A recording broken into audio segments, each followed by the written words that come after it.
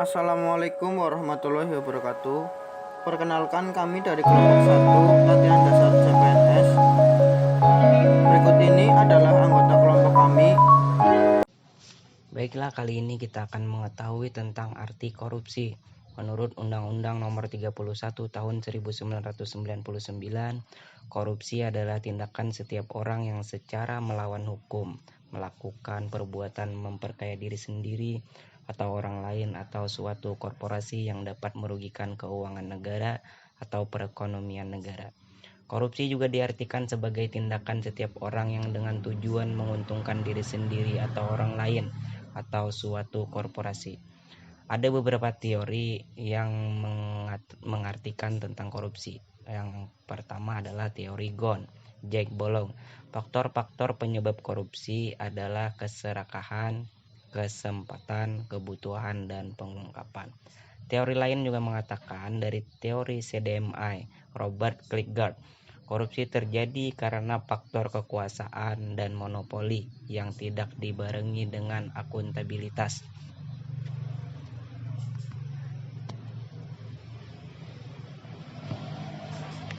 Selanjutnya kita akan mengetahui tentang pra-analisis isu korupsi. Ada beberapa. Yang pertama, pemerintah.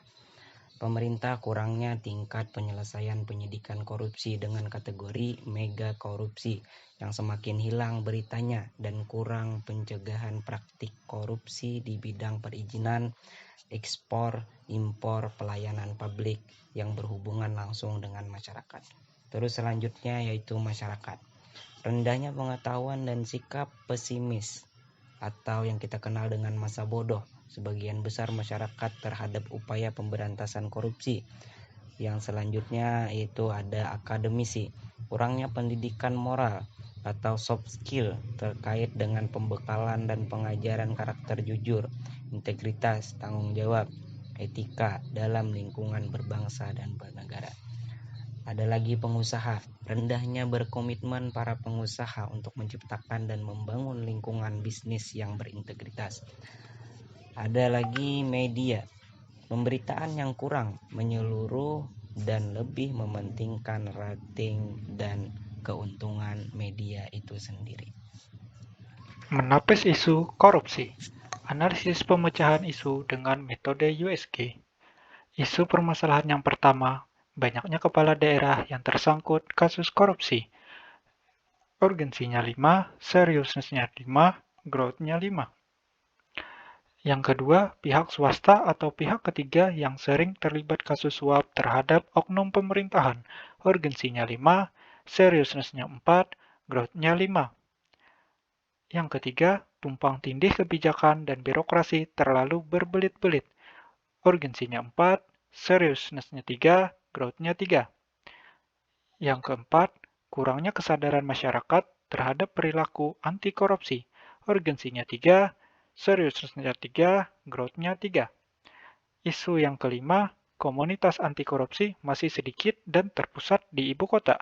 Urgensinya 3, seriousness-nya 2, growth-nya 3. Nah, dari kelima isu yang ditampilkan di sini, yang mendapat poin tertinggi adalah isu yang pertama, yaitu banyaknya kepala daerah yang tersangkut kasus korupsi. Dengan poin urgensinya 5, seriousness-nya 5, growth-nya 5. Dengan total prioritas 15 poin. Selanjutnya, menganalisis isu korupsi dengan first-bond analysis.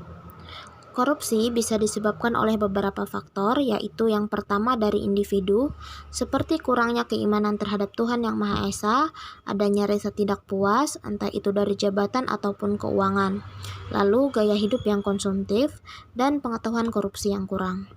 Lalu dari faktor material, adanya ketidakseimbangan penghasilan yang terbatas dan kebutuhan yang banyak. Dari organisasi, kurang transparansi yaitu kurang terbukanya pengelolaan keuangan serta pengawasan internal. Yang terakhir dari aturan, kurang tegaknya hukum mengenai korupsi.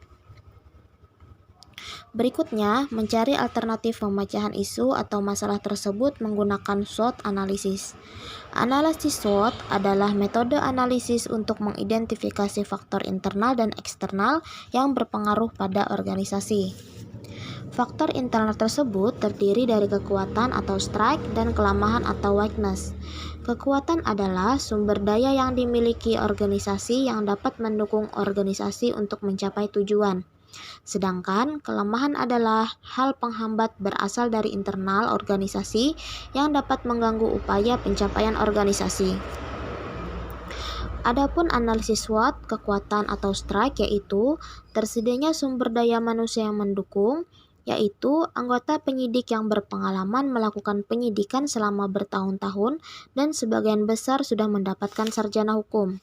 Yang kedua, kelemahan atau weakness, kurang koordinasi dengan instansi yang berkaitan dengan penanganan tindak pidana korupsi seperti BPKP, LPSE, LPJK, dan PPATK.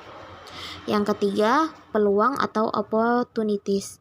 Adanya undang-undang keterbukaan informasi yang menyebabkan diketahuinya anggaran pemerintah dan pertanggungjawaban penggunaannya oleh semua pihak. Yang keempat, ancaman. Pelaku kejahatan tindak pidana korupsi memiliki banyak jaringan dan melibatkan banyak orang dalam. Alternatif penyelesaian isu korupsi dengan menggunakan strategi strength opportunities.